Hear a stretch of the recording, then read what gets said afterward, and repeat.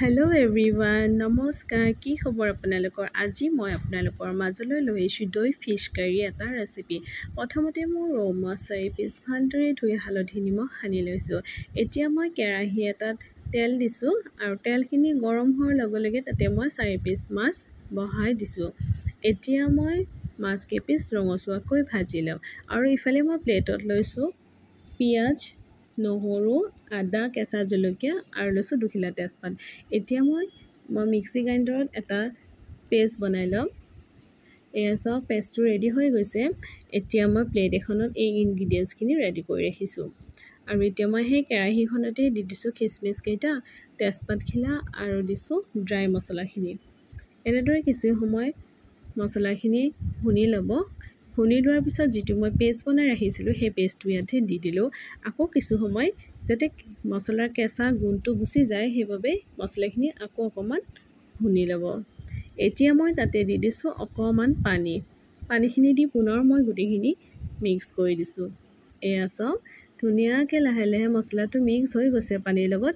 ইয়াতে মই এতিয়া এড কৰিম আধা কাপ দৈ। এয়া দৈ দিছোঁ, আকৌ পুনৰ লাৰিব ষ্টাৰ্ট কৰি দিলোঁ। এনেদৰে লাৰি থকাৰ পিছত এটা ধুনীয়া গ্ৰেভি ৰেডি হৈ যাব। এয়া ৰেডি হৈ গৈছে গ্ৰেভিটো। এতিয়া মই যিখিনি মাছ ফ্ৰাই কৰি ৰাখিছিলোঁ সেই ফ্ৰাই কৰা মাছ কেইপিচ মই পুনৰ এপিচ এপিচকৈ ইয়াতে দি দিছোঁ আৰু মাছ কেইপিচ মই ইদুটি সিদুটি কৰি লৰাই আছোঁ। এয়া চাওক, যাতে মাছখিনি ভাঙি নাযায় তালৈ লক্ষ্য ৰাখিব। তাতে মই অকণমান পানী দি দিলোঁ আৰু লগতে ঢাকোন এখন মাৰি দিলোঁ আৰু ঢাকোনখন গুচাই চালোঁ। চাওক, অলৰেডি মোৰ তৰকাৰীখন ৰেডি হৈ গৈছে। এতিয়া মই বাতি এটাত গোটেই তৰকাৰীখিনি ছাৰ্ভ কৰি ল'ম। এয়া চাওক, এয়া গ্ৰেভিটো খাবলৈ খুব ধুনীয়া হৈছিলে আৰু দেখিবলৈও ভাল হৈছিলে। এয়া আৰু আপোনালোকে আলহী আহিলেও এনেদৰে বনাই খুৱাব পাৰে, ঘৰতো ট্ৰাই কৰিব পাৰে। দৈখিনি ভাল নাছিলে তথাপিতো কামত আহিছে বাৰু।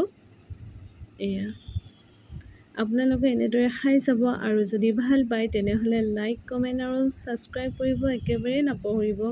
এয়া সদায়নো একেটা জুতিকে কিমান খাই থাকিম নহয় জানো? সেইবাবে এনেদৰে কেতিয়াবা খাবলৈ মন যায়। এইটো আচলতে বেংগলী ডিছ হয়, মই ভালকৈ নামটো নাজানো। আপোনালোকে জানে যদি ট্ৰাই হ'বচোন বাৰু।